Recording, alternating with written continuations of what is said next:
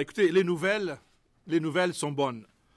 En ce qui concerne notre situation économique et financière, les nouvelles sont très bonnes et la mise à jour présentée aujourd'hui comporte de bonnes nouvelles pour tous les Québécoises et tous les Québécois. Le contexte favorable dans lequel nous nous trouvons n'est pas le fruit du hasard. Le chemin parcouru depuis 2014 mérite d'être souligné. Nous avons fait exactement ce que nous avons dit que nous ferions. Nous avons posé des gestes importants pour remettre la maison en ordre. Nous avons posé les bons gestes au bon moment pour redresser les finances publiques, rétablir la confiance et relancer l'économie. We are doing exactly what we said we would do. We have put the house in order and by doing the right thing at the right time. And this resulted in increased confidence in the Quebec economy.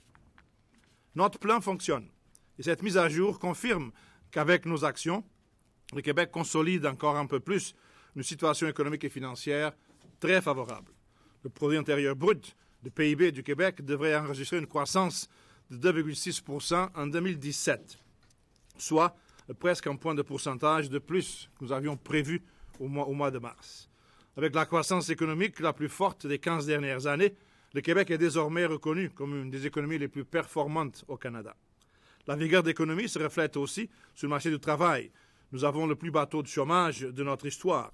Avec les emplois créés, ce sont plus de 200 000 personnes qui ont vu la situation financière s'améliorer de manière importante au cours des 3 dernières années. Les salaires et le pouvoir d'achat des travailleurs augmentent plus rapidement au Québec que dans le reste du Canada. La confiance des consommateurs et des entreprises atteint des sommets. Les exportations et l'investissement repartent aussi à la hausse. Alors, nos finances publiques sont solides et l'effet combiné de tous ces éléments me permet de conclure sans hésitation que le Québec va bien. Cette vigueur retrouvée va permettre à toutes les Québécoises et tous les Québécois de bénéficier de cette croissance économique. Nous disposons désormais et de manière durable des moyens plus importants. Avec plus de moyens, nous allons pouvoir faire plus pour améliorer aujourd'hui et dans les années à venir le niveau de vie et la qualité de vie des familles du Québec et de nos enfants. Dans ce contexte favorable, la mise à jour économique que je présente aujourd'hui nous permet d'accélérer la mise en œuvre de notre plan et de respecter les engagements que nous avons pris envers les Québécois. Premièrement, améliorer le niveau de vie de tous les Québécois en réduisant significativement le fardeau fiscal des particuliers et en mettant en place un plan de lutte pour sortir plus de 100 000 personnes de la pauvreté. Deuxièmement, investir davantage dans la réussite scolaire et pour améliorer l'accès et la qualité des services de santé. Et troisièmement, appuyer le développement des régions. Ces nouvelles mesures représentent en moyenne des investissements additionnels de 2 milliards de dollars par année. Nous poursuivons donc notre engagement de réduire de manière responsable le fardeau fiscal des particuliers en y consacrant 50% des surplus dégagés et d'augmenter le revenu disponible de tous les Québécois. Le taux d'imposition des premiers dollars gagnés sera réduit de 16% à 15%. Cette mesure correspond à une réduction supplémentaire du fardeau fiscal de près de 1 milliard de dollars pour 4,2 millions de contribuables. Ajoutons aux autres mesures de réduction fiscale annoncées dès le budget de mars 2015, puis en 2016 et aussi en mars 2017, les contribuables bénéficieront dès cette année, dès 2017, d'une réduction de 2,3 milliards de dollars par année. De plus, afin de soutenir les familles pour les dépenses liées à l'achat de fournitures scolaires, une allocation de 100 dollars par enfant d'âge scolaire sera versée aux familles chaque année en juillet. Au total, une famille avec 2 enfants, dont chaque conjoint gagne un revenu de 45 000 dollars par année, profitera d'une réduction permanente du fardeau fiscal de 1 200 dollars par année dès 2017. So, as I said, all in all, a family with 2 school-age children and with a combined family income of $90,000, 2 times $45,000, will benefit from a permanent tax reduction of $1,200 this year and in the following years.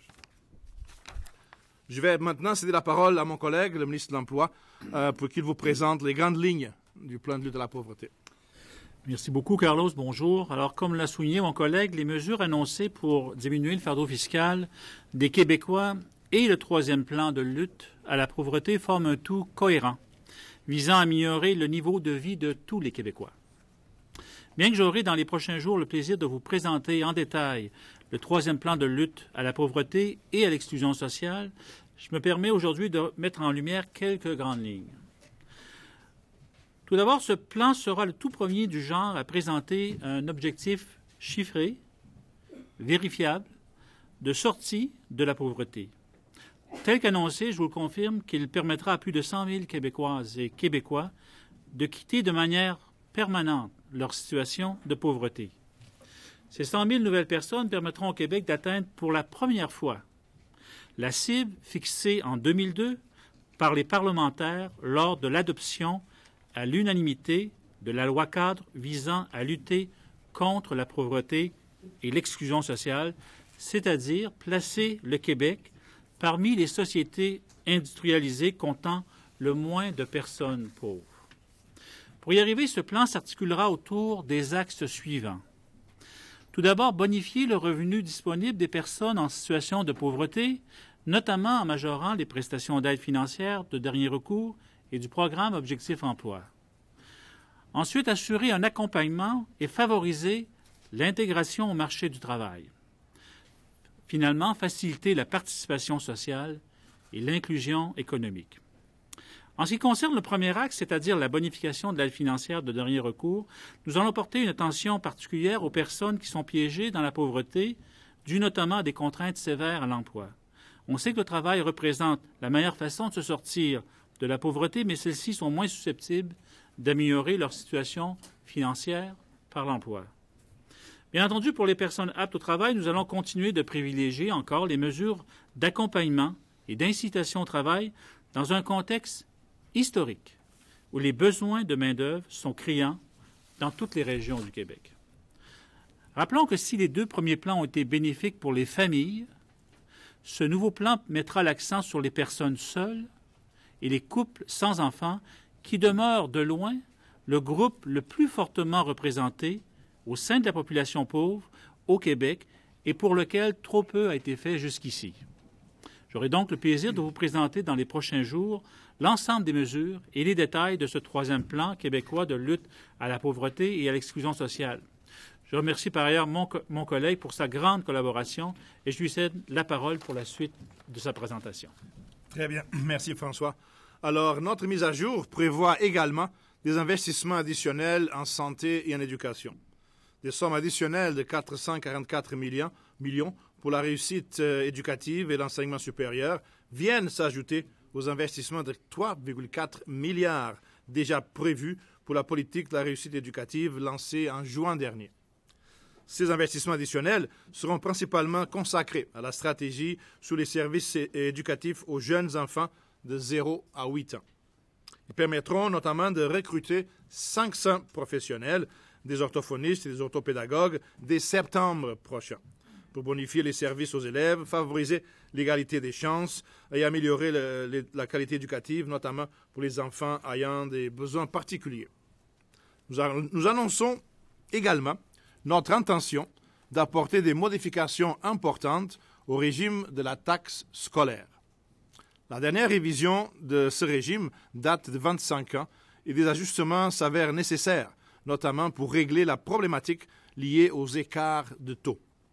La marge de manœuvre dont nous disposons nous permet d'envisager aujourd'hui des solutions constructives qui seront gagnantes à la fois pour les commissions scolaires et pour les contribuables. Mon collègue, le ministre de l'Éducation, consultera les commissions scolaires pour proposer une réforme dans les prochaines semaines. Le gouvernement poursuit par ailleurs son plan afin d'améliorer l'accès et la qualité des services de santé, notamment pour les personnes vulnérables. Des investissements additionnels de 630 millions, soit 105 millions par année dès cette année, permettront d'améliorer les services auprès des aînés, d'améliorer les services en santé mentale, notamment auprès des clientèles vulnérables, et de prévenir les dépendances, par exemple, au cannabis. Avec ces mesures, le portefeuille de la santé augmentera de 4,2% en 2017-2018.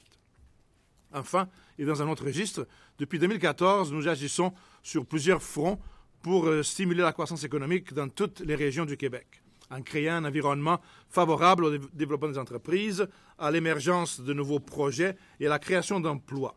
Les résultats parlent d'eux-mêmes. La mise au jour de l'automne prévoit des investissements additionnels de 667 millions pour des nouvelles initiatives qui auront un impact important sur l'ensemble du territoire québécois. En particulier, le gouvernement consacrera 367 millions pour déployer des infrastructures numériques performantes et accessibles dans toutes les régions du Québec.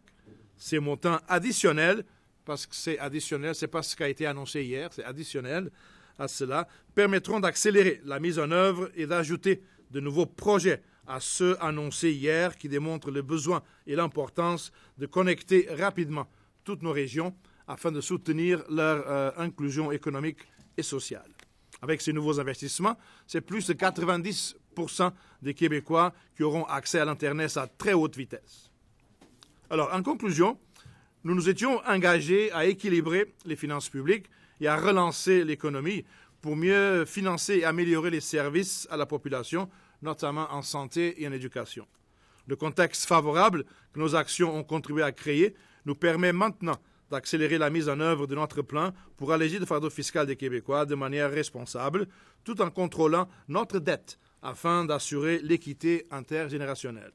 Contrairement à certaines formations politiques, nous ne proposons pas un plan improvisé ou fictif faisant miroiter des promesses qui ne pourront se réaliser ou être viables financièrement.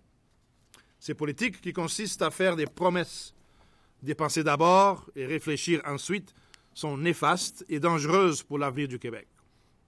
Les Québécois ont eu un avant-goût de ces politiques en 2013 et on a vu ce que ça a donné. Il a été difficile de redresser les finances publiques et on ne veut certainement pas revivre ça. Maintenant, les baisses d'impôts exigées souvent par d'autres formations politiques dès le début d'un mandat n'ont pas plus de sens. Moi, j'ai une question pour ceux qui proposent cela. Avec quel argent les aurait-on financés en 2015?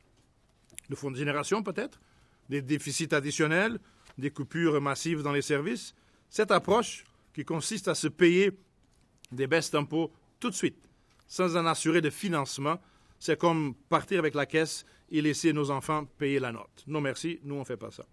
Soyons clairs, il n'est pas question de financer nos services publics sur la dette, ni de payer des baisses d'impôts en laissant la facture aux générations suivantes. Avant de partager la richesse, il faut la créer. Il ne s'agit pas ici d'un conservatisme ou d'un excès de prudence ou de calcul électoraliste, mais juste du gros bon sens. On baisse les impôts avec l'argent qu'on a. Ce que nous faisons, c'est ce que nous faisons et c'est ce que nous allons continuer de faire. Now, to share the wealth, one needs to create it first. And this is not ideological, but rather simple common sense. And that is that's what we should do when we cut taxes, only with the funds that we have on hand and not by going further into debt. Alors, nous allons donc poursuivre la mise en œuvre de notre plan, un plan qui est structuré, qui est équilibré et qui est réaliste au bénéfice des familles du Québec et de nos enfants. Merci beaucoup.